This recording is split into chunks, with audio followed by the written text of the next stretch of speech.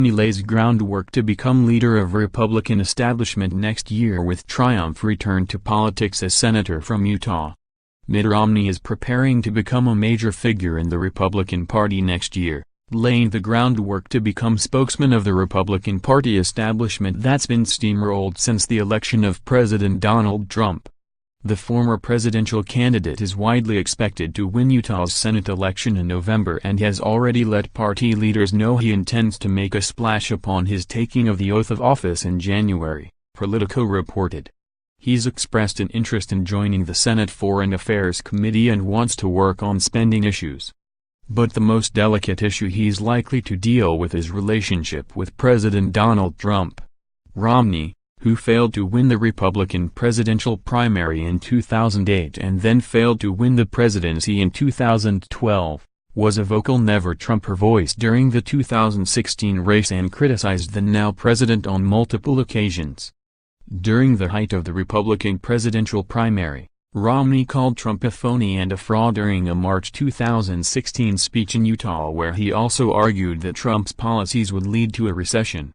Trump gave as good as he got, saying during the 2016 exchange of insults that Romney was one of the dumbest and worst candidates in the history of Republican politics and that he was a total joke.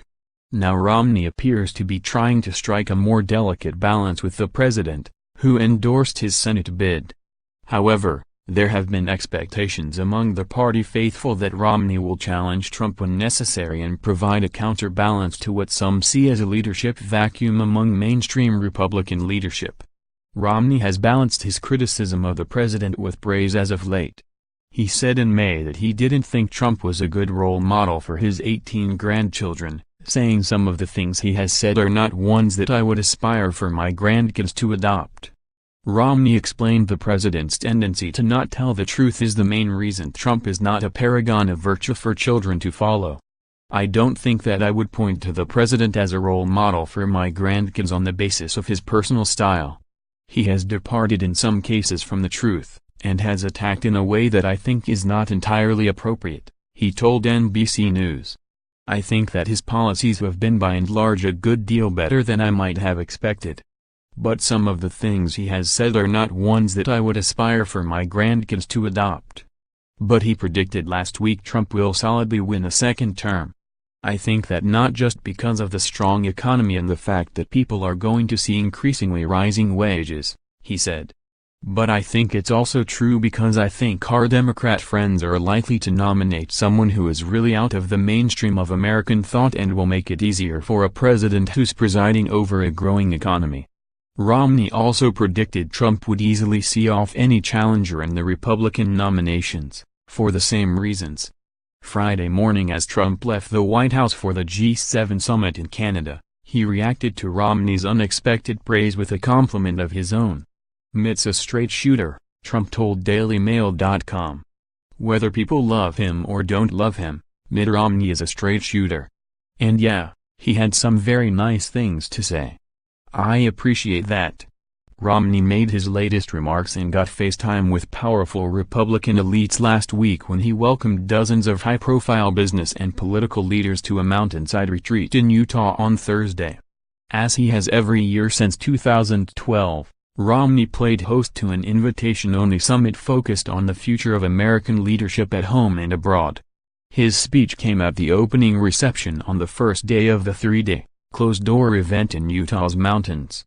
Dignitaries included House Speaker Paul Ryan, billionaire former New York City Mayor Michael Bloomberg, and Colorado Senator Cory Gardner. The politicians were joined by included actor Seth Rogen, former Starbucks chief executive Howard Schultz, and former Domino's pizza boss Patrick Doyle. There were many Trump skeptics in the crowd, but a handful of Trump loyalists were in attendance as well, including short-lived White House Communications Director Anthony Scaramucci and BlackRock CEO Steven Schwarzman. Romney also vowed to use his considerable Rolodex to fundraising for the party and support some of its biggest super PACs. Guests had an opportunity to go skeet shooting with Ryan or hiking with Romney during the summit. I'm looking forward to an unusual and packed couple of days here, Romney said, suggesting he would have little more to say about politics. Campaigns are off limits. Romney has been showing a lighter side while he campaigns through Utah. "All my life I wanted to run for president in the worst way," he told a crowd. "And that's just what I did." And friends say he's returning to politics at the age of 71 to feel part of national conversation again. He doesn't feel quite as fulfilled as he did. Mike Leavitt, the former Utah governor and a close Romney friend, to the New York Times, when he was right in the middle of the mix. "Everyone is running out of a burning building. Mitt's running in," and Romney told the Times in an interview. "This is Mitt, runs into burning buildings.